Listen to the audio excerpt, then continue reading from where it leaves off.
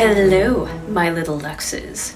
Welcome to the very first movie review on my brand new channel for luxxxycharms, and I am your host, cosplayer charsieluxxx.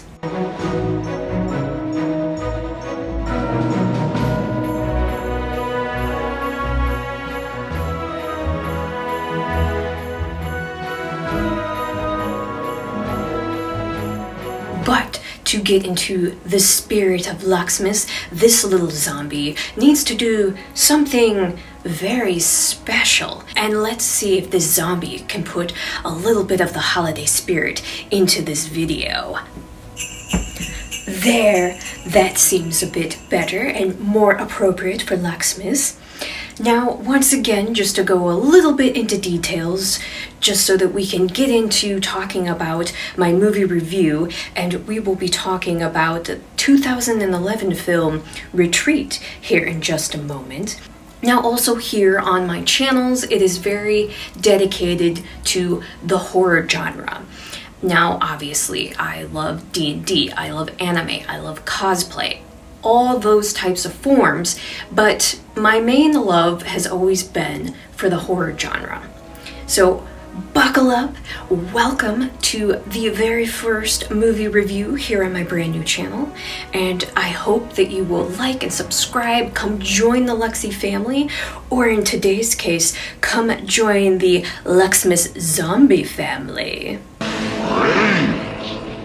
But let's get into it. Enough with introductions, enough with explaining here who the hell I am. You probably don't care. You just want this zombie to get on with this movie review for the 2011 film Retreat. Spoiler alert, and also viewer discretion advised.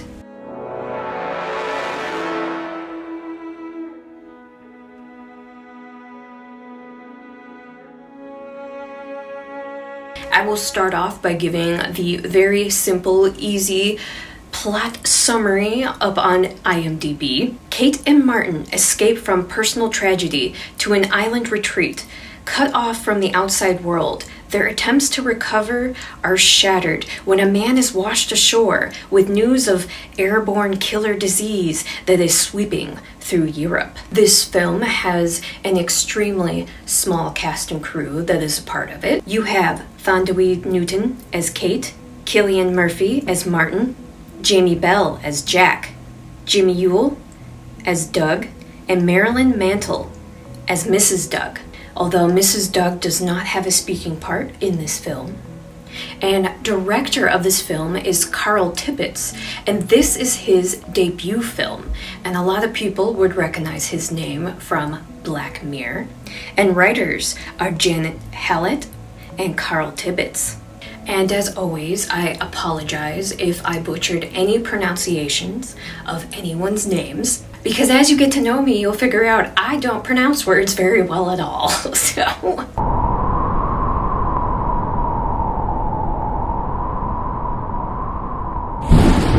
now, with such a small cast and crew, sometimes it's hard to tell how a film is going to turn out.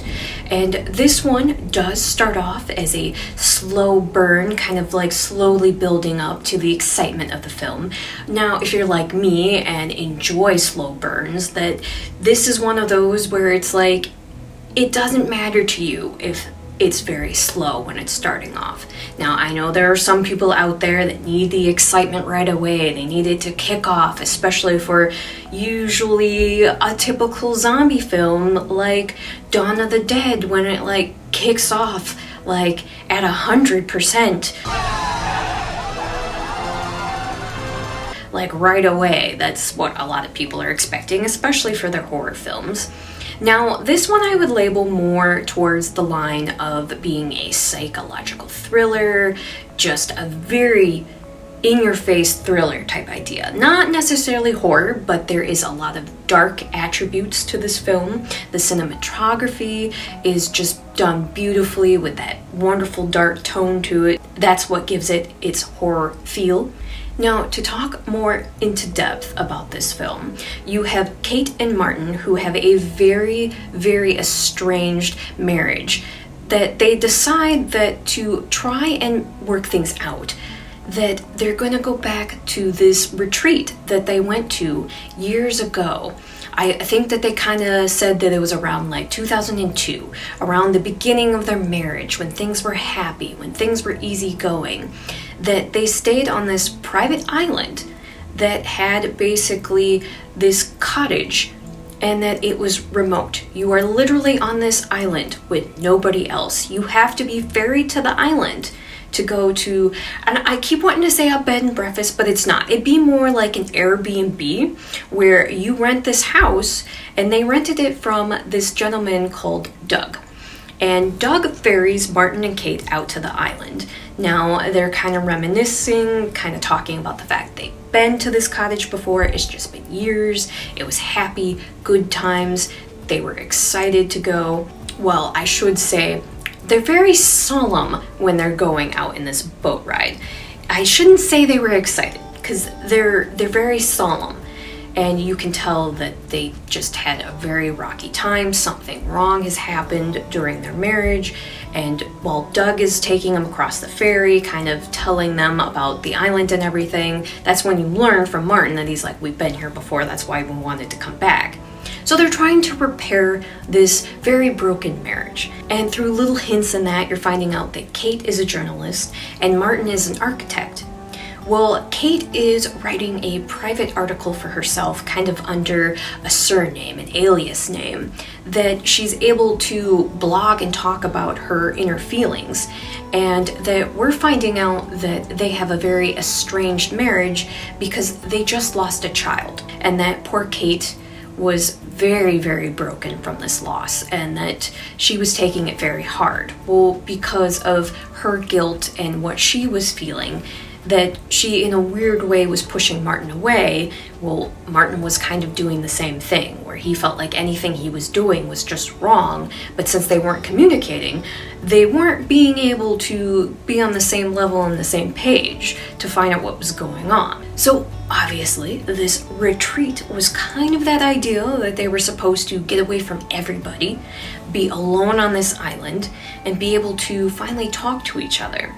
Well, they're still very broken, they're not on the same level, and you'll have like Martin who's going out and exploring the island, but Kate stays indoors in the cottage the entire time. She's working on her article, and that they're still just not communicating. Things keep happening to where they have a generator that runs all the electricity in this cottage because it's in the middle of nowhere on this island. There's no power there, so you have a generator, but the generator keeps breaking on them. So in order to have anything fixed on the island, or if they need anything for an emergency, they have to call to the main island where Doug and his wife live. And Doug will come over on the ferry and help them with whatever they need or fix the generator.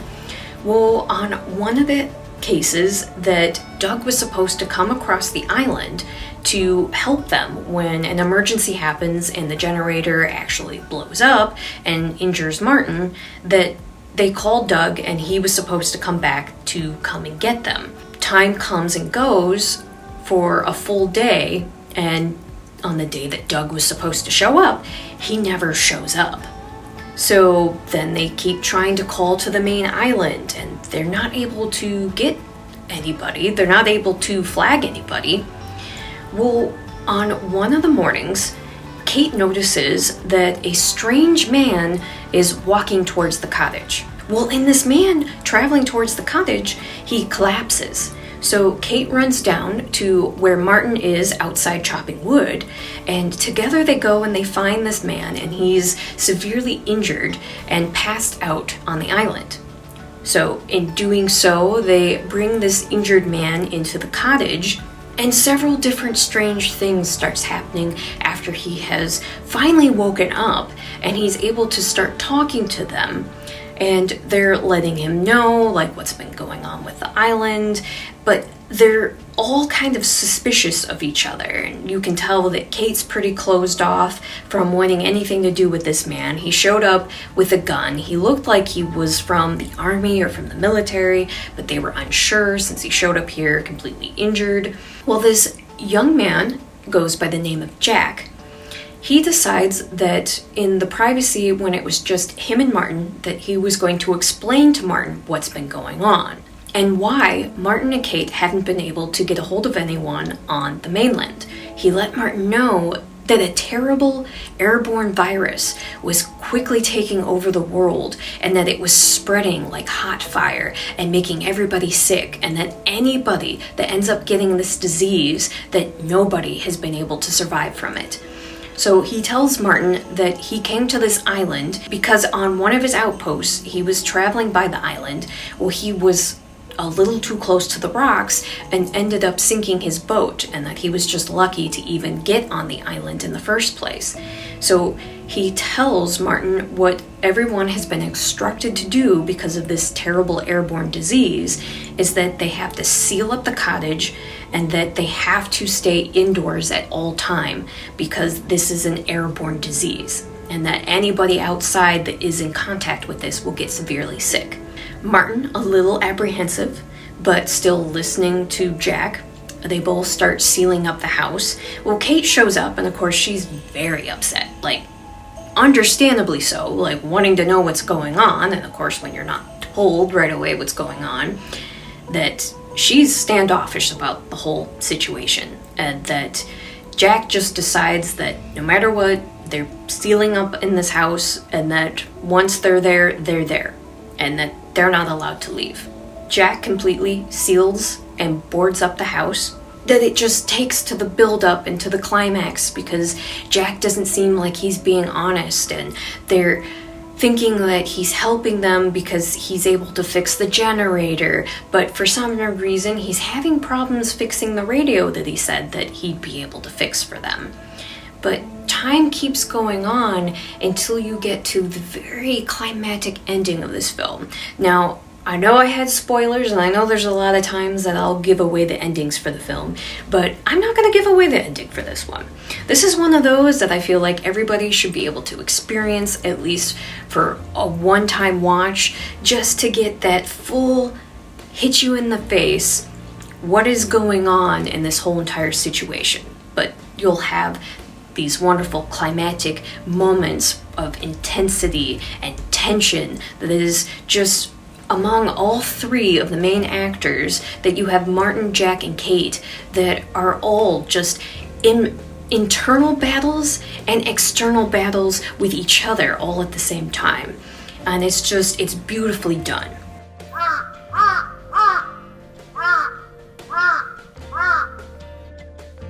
And as I said before, this is Carl Tibbetts' debut film. Now, I did the thing that I noticed in a couple other reviews on IMDb, that some other people were saying the same thing as me, where it's kind of shocking finding out that this one only has like a 5.7 star rating in IMDb. It's just like when I did my Dreamcatcher.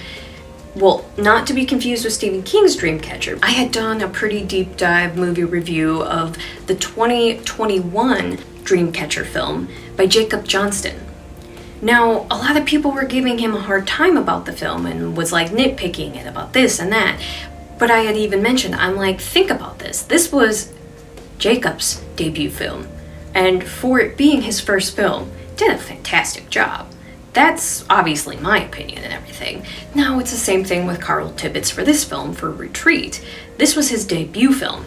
And knowing how he did things for Black Mirror and his new ones coming out for the Lazarus Project and all those, it makes sense how Retreat ended up panning out and the ending that you end up with. And you have to always give credit for that first film.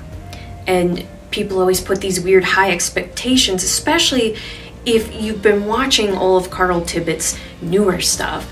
And then all of a sudden you're like, oh, this is his first film, and you go into it with that mindset of what they've been able to develop as a writer, as a director, and what they've learned over time, that you're kind of looking at the debut film with a closed off mind. And I never agree with that. I always feel like everything should be fairly critiqued. Now, yes, obviously, you can go into these films giving critiques and being like, hey, this worked really, really well, but some things could have been smoothed over. There were some things that were in the plot line that were a little broken that could have been tweaked just a little bit just to fix things. Obviously, yeah, I get that. But some of the low ratings on this, and especially the funniest things, is when people are going in and talking about the fact that they don't like Contagion related films. And it's like, then why are you watching this? Because it flat out says in the description exactly what the film is, and that it's talking about an airborne virus that is taking over the world. It's like, then why are you watching a film about a contagion taking over, and you're gonna shit on it no matter what? I never understand that. Don't watch a film if you have no interest in it type idea. That's my theory anyways. My opinion. That's my opinion! Oh my. This one, I feel, is really well done, and I definitely recommend it for at least a one-time watch. It's one of those films where it's not going to be one of those that I'm going to turn around on next Sunday and be like, oh, I really want to sit down and watch Retreat again. Like, it's not going to turn into one of those comfort films for me that you can just constantly watch it over and over again. But this is definitely one that should be watched at least once. I recommend it to everybody to at least watch once. Yes, it's a slow burn, but the cinematography in this film is so dark and gritty and just so well done and beautiful. And even for it having such a small cast, they do such an impressive job. All three of them had amazing chemistry together. You're not sure what's gonna happen. You're not sure who's gonna end up being the enemy of who, or who's gonna ally with who. It's three people trapped inside a house and finding out what horrors end up happening through this film.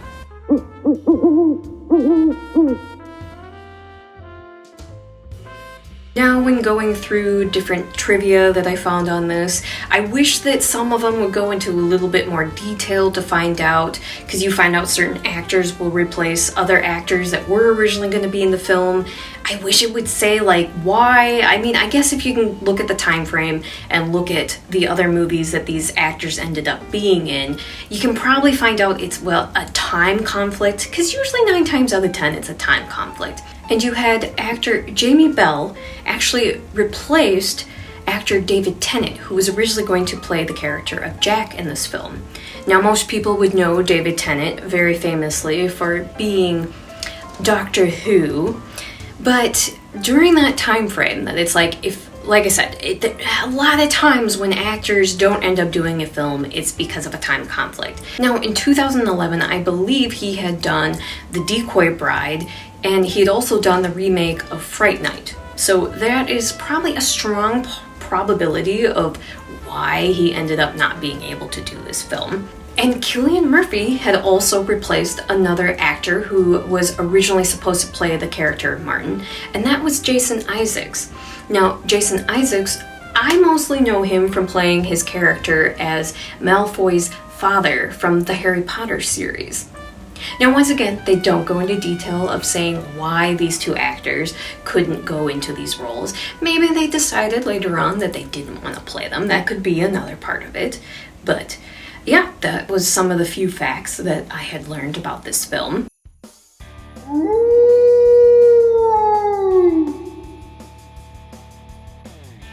But yeah, like I said before, I really do recommend this to horror lovers alike, or those who like drama, thriller type of films that, yes, it's a slow burn, but if that is something that you enjoy, watching a slow build up to the action for the ultimate twist of an ending, then yeah, this film is very well done, and I like this film. Now, this is one of those where it's like I kind of have a hard time going back and forth with myself, but if I was going to rate it out of a 5-star rating, I would give this one a 4 out of 5. For it being Carl Tibbetts' debut film, I think he did a fabulous job. The cinematography is beautifully done. The acting is superb. All of them do an excellent job, and even though it's such a small cast, they all have amazing chemistry together. You can feel the tension through the entire film. So you gotta have that really good tension to get up to that climatic ending for the film. So yeah, I definitely really enjoy this film, and it's one of those to enjoy with some friends, anybody else who enjoys a slow burn type of like horror virus type of film. And it's not like all the other Contagion films that were coming out around this time period from the 2010s to 2012-13. You had a lot of them coming out at that time. This one's done differently. And I like having that little bit of a difference for the ending. You're not expecting it. Now, obviously, it's a film that will have its faults as well, but what movie out there is perfect? In fact, some of my favorite films out there are the goofiest ones that are out there. I've been laughing up gore like a ride at Disneyland. You truly are sick individuals. Thank you so much for joining me, and I would love for you to like, subscribe, come join the Luxxxy zombie family, especially for the month of December. We're going to be celebrating the holiday season with Luxxxy. And if you would like to follow my other social medias, please come follow me on my Twitter or my BlueSky for charsieluxxx with 3 X's, or come join my Threads or Instagram for charsie87. And I would love for you to come join me on my Patreon. Every little bit helps to support me so that I can build up better cosplays, better videos, better stories for the future here on my channels. So please come follow me on charsieluxxx on my Patreon, and you can see all my other Patreons, and a shout out to them as you see them on the screen. And please remember that I am the afterlife of the party, but I would love for you to come join me in the afterlife of the party. And always remember to slay, subscribe, like, and always be yourself. Because in the end, my little Luxxes, all we truly have is ourselves. Until next time, my little Luxxes, thank you for joining me again. And have a Luxxxycharms kind of day. Bye!